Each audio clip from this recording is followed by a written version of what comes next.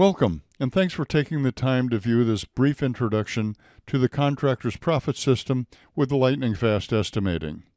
So we're going to start over here at the estimating, and we're going to look at estimate list, and we're going to look at this estimate. So the estimate is broken down into sections, and sections are in yellow. You can change this color very easily to any color you want. This identifies sections. And so within each section, then we have the items that you use for estimating, and I call them your database. This is your database of items. So it's very straightforward, and let's, for example, take a look at grubbing and scraping here. This is an item you've already taken off. We're saying that it's 10 square feet, and there's no material here. The labor is $11.88 per unit, and we're using a quarter of an hour of labor on there. The equipment is $12.50 per unit, and we're using a quarter hour there. We don't have any subcontract. We don't have any miscellaneous. We haven't added a note. And bid items are if you want to break an estimate down into, for example, a room addition and a kitchen remodel. You could have two different bid items for that, or not. Your call. So as you can see, this is very simple, very straightforward, and it gives you the power to create your estimates quickly and accurately because you're doing it by sections.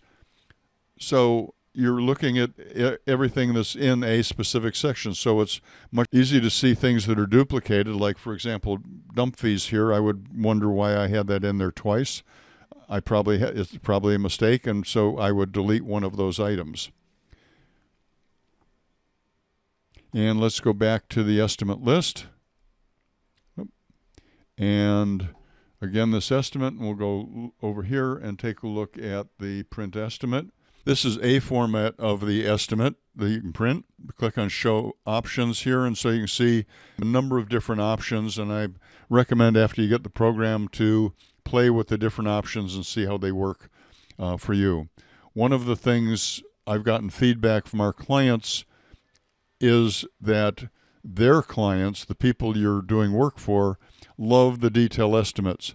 They appreciate, number one, the amount of time it apparently takes to do that, and number two, they appreciate seeing exactly what they're paying for.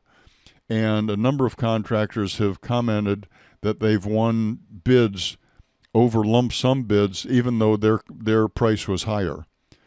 We believe that the detail estimates are really powerful. Let's go back to the dashboard. And let's take a look at lists.